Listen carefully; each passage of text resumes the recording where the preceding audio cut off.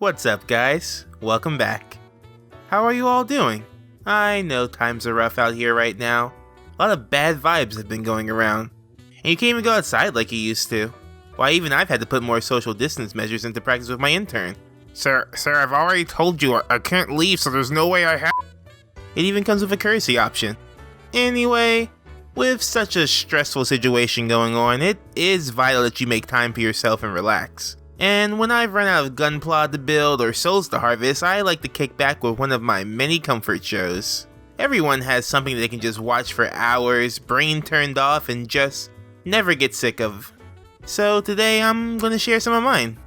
So pour a cup of tea, snuggle up with your body pillow of choice, and let's talk comfy. To start this off, I want to talk about a fairly recent show. Epithet Erased, created by Brendan Blabber, otherwise known as Jello Apocalypse. I love seeing people from YouTube get a shot to work on a bigger project. You know, as long as they have talent. And Brandon is nothing if not talented. Did I say that right? Words are hard. The point is, this is a super cool boy, and I love him. He does a lot of cool stuff like his Basically series where he goes over different shows, and his now famous Welcome series, where he goes over internet platforms like Facebook and Tumblr. But he also used to stream a show called Anime Campaign, which was a role-playing game he created to play with his friends. It's like a super improvised mix of anime and D&D. So that's gonna be a yes for me, dog. This is what he adapted into Epithet Erased. When you first see it, the first thing you'll probably notice, besides the insanely catchy theme song and amazing character designs, is that this show does not move a lot. I mean, not that I can talk. This was a budget choice, but it was handled in a really smart way. This show is based on a tabletop RPG that was played on Roll20, and the animation reflects that. I find it super charming, and when the really intense moments happen, the animation gets a little supercharged. And after watching characters pop from pose to pose for a while, then seeing that, well, it can get pretty hype. But besides the animation, the characters are really what make the show. Every one of them are precious and need to be protected. From my officially adopted daughter Molly, to the amazing villain with a heart of gold, Giovanni Potage, whose power is soup. He's got the power of soup. Soup! Amazing series, go watch it right now. It's all up officially on YouTube. Next up, I want to talk about a show that might be a little too specific to my taste. But hey, you guys might like it. Game Center CX. Game Center CX is a show about video games and arcades, known as Game Centers in Japan. It's hosted by Shinya Arino, a popular comedian in Japan, and it focuses on him trying to beat old video games while traveling to different game-related locations. Arcades are something that we in America don't really get to experience that often anymore. Like, yeah, we have Dave & Buster's and Chuck E. Cheese, but that's not the same. Unless there's next to no light or a danger of you getting stabbed, it's not a real arcade. But in Japan, arcades are still everywhere, and this lets you live vicariously through it. It's super calming to just look at all the games and the Japanese scenery. And Arino is a really funny and charming host. It's like watching a really good Let's Play mixed with a tourism video, but focused completely on gaming. And this show has been on the air since 2003, so you could watch it all day and not even come close to finishing it. So kick back, grab some Pocky, and explore some game centers with Arino. Next up, we have a classic, Arthur. Now, do you really need me to tell you what Arthur is? PBS Kids poster boy, best friend to every kid that grew without cable. And it's still good! Arthur is the nicest show ever, except the new seasons. They ruined all the characters. Except Mr. Ratburn, his marriage was the best. Mississippi is a coward. I think the reason I keep coming back to Arthur is because the writing is so good. A lot of the jokes were written with adults in mind, but they're not like dirty jokes or anything. They're just clever, and they make you do a double take.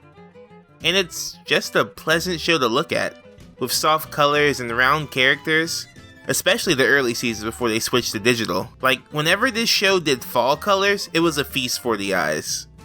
But to be honest, I could go on and on about Arthur, maybe with the help of a close four-legged friend of mine. But that's in the future. Speaking of wholesome content, let's move on to the next show, American Horror Story. So this might seem weird when talking about comfort shows, but I'm a weird guy. I got some wires inside that might not be crossed right, but it's cool, I'm sure it's fine. Why does that keep happening? Anyway, yeah, American Horror Story is a show I watched to chill out. Of course, the first time I watched it, I didn't feel that way. But after you know all the twists and turns, you can just bask in the cool atmosphere, set, and costume designs. The writing in this show can be a bit hit or miss. Honestly, you can just throw away Hotel in Roanoke. But I love most of the characters, especially whoever Evan Peter or Jessica Lange plays. God, she just murders every role. Also, you get to see Evan Peters' butt a lot. Not that I'm complaining, but it's kinda weird. My favorite seasons are Murder House and Freak Show, with Asylum and Coven not far behind. I also really enjoyed the last season. I honestly didn't know where it was going, though it had too many false starts and stops. So pick whatever setting works best for you and start the season. Next up, we are heading back to animation. So this is kinda cheating, cause it's not just one show. The comfort show I want to add to the list is anything done by Kyoto Animation. Except Clannad, please dear Christ do not watch that right now. Wait at least a year until the whole mess is over. Whew, I might have just saved some of your lives. Kyoto Annie, for me, is the definition of comfort anime. Because like 80% of the stuff they do is just cute girls doing cute things. And I get that that's not for everyone, but sometimes you just want to see a group of friends form a band and do wholesome stuff. If I didn't watch stuff like this, I'd be even more unhinged. This stuff balances me out. Also, most of their shows are just gorgeous, animated beautifully and fluently. They really are some of the best in the biz. Shows in particular that I would recommend are K-On! For the friendship dynamics and the musical theme, Miss Kobayashi for the humor and the sweet moments, and my all-time favorite, Lucky Star, for... Look, I don't know why I like Lucky Star so much. Nothing ever happens. It's just a bunch of random moments, anime references, moe stuff, classic tropes, and adorable characters. They spend the whole 10 minutes doing nothing but talking about food, and different ways to eat food, and the different sauces to put on food, and what's the right way to eat the food is, and why do I like it so much? Am I broken? Oh my god, I'm broken. What's wrong? Anyway, yeah, hit up Kyoto Annie for a good time. Last up, I got 2 more live-action shows. One of them is a pretty easy to find since it's up on Netflix. Documentary Now is a show about fake documentaries, but not just fake ones, really well-made fake ones.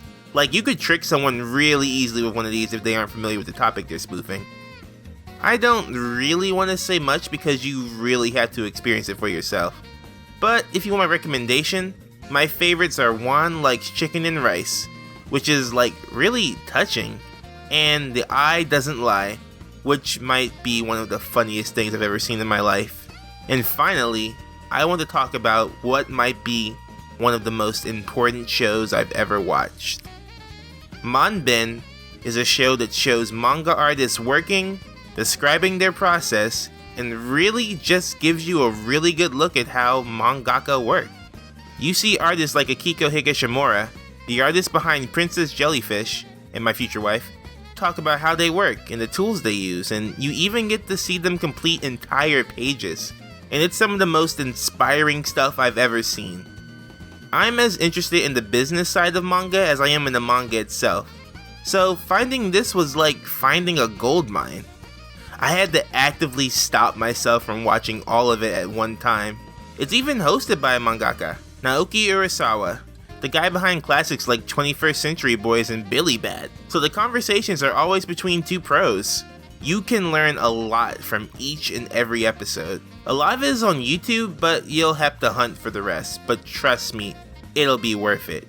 It's honestly changed my perspective on art forever, and I think it'll change yours too. And those are my comfort shows. I hope you like hearing about them. And if you don't watch at least one of them, the chip will activate. And after that, well, it gets messy. But it's fine, you guys will watch one, so it's cool. Now go home, I got some chaos to nap through.